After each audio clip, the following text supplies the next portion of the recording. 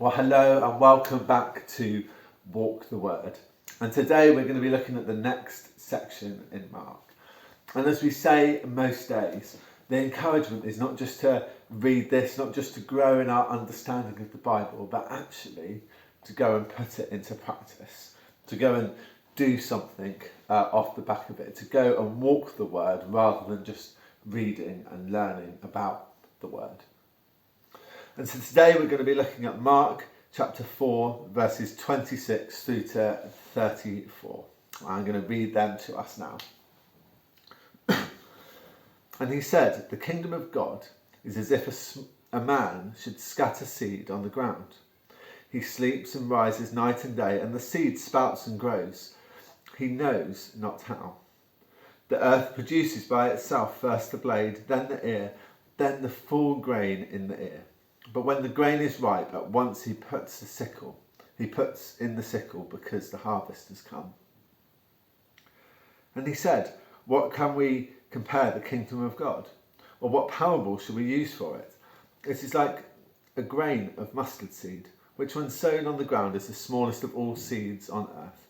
Yet when it is sown, it grows up and becomes larger than all the garden plants and puts out large branches, so that the birds of the air can make nests in its shade." With many such parables he spoke the word to them, as they were able to hear it. He did not speak to them without a parable, but privately to his own disciples he explained everything. And there's three things that I want to take away from this. We sow, God grows, and we harvest. We sow, God grows, we harvest. So first of all, we sow. And here, in both scenarios, the call is to sow. The man in the first parable scatters the seed on the ground. In the second one, a mustard seed is planted. And that is our call. Our call is to be sowers, is to be sowers of the kingdom. And what does that look like? Well, if you've been around King's Church for any length of time, hopefully you'll know that we talk about doing this with words, with works, and with wonders. We do it with our words. We talk about what God has done in our lives. We talk about the difference that he makes to us. We talk about him and what we are doing for him and what he has done for us. We do it through works. We serve people.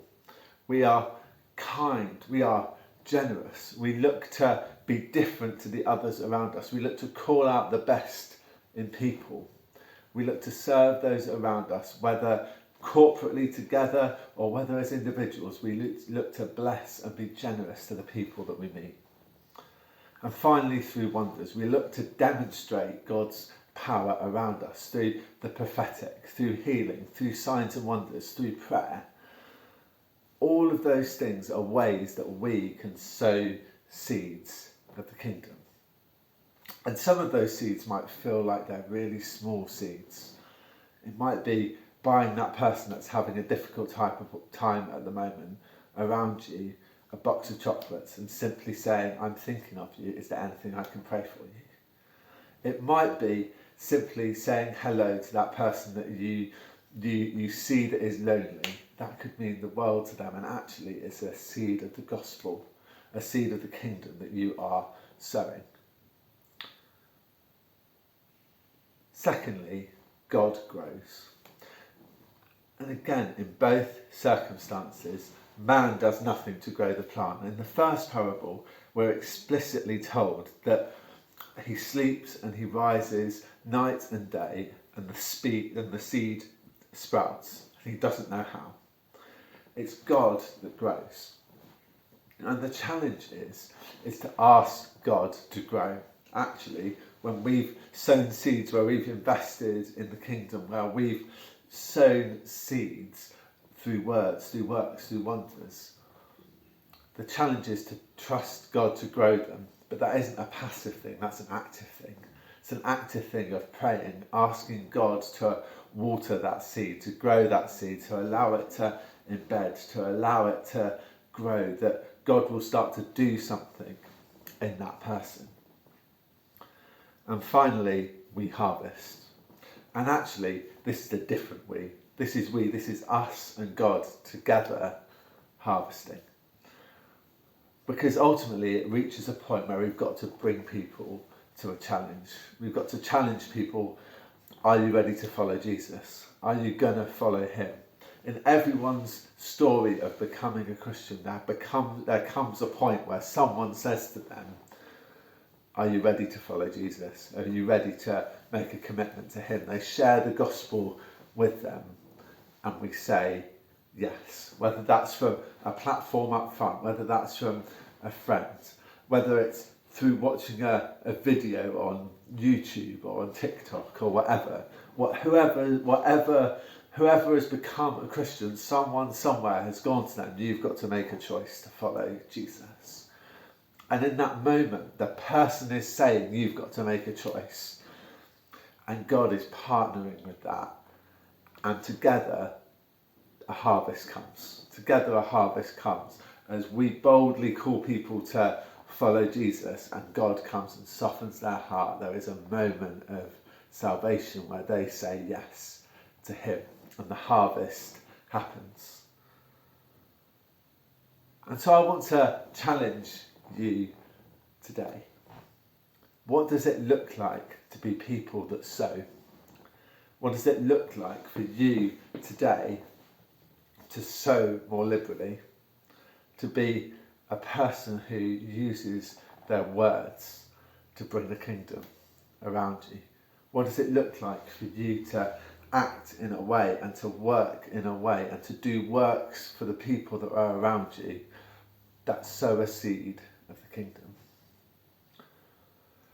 Are you open and aware and willing and in tune with God so that when the opportunity arises, you're expecting that God's going to come and work in wonders around you to be able to demonstrate the kingdom to the people that are around you? Are you attuned with him? Are you hearing his voice well? Are you is your attention on him or is it on the things that are around you? Maybe today you could make a choice to endeavour to be more in tune with him. But that final point really rings home to me. Actually, there comes a point where we need to call people to make a decision. We need to call people to make a decision. And I wonder, how willing are you to do that? How willing are you to say to the people that are around you that you've been journeying with, actually there's a choice for you to make? The people of peace that you've been sowing into for maybe years, actually have you ever said to them, there's a choice to be made? I know as I reflect and think on that, there are people around me where actually I've sown seeds. I've prayed for them a lot, but actually have I ever explained the gospel to them? Well, probably not. And maybe I need to be more willing and more ready to bring that challenge to them, to bring that offer of Jesus to them in a really obvious way that then allows them to make a decision. Thank you so much for tuning in, and we look forward to seeing you next week on Through the Word.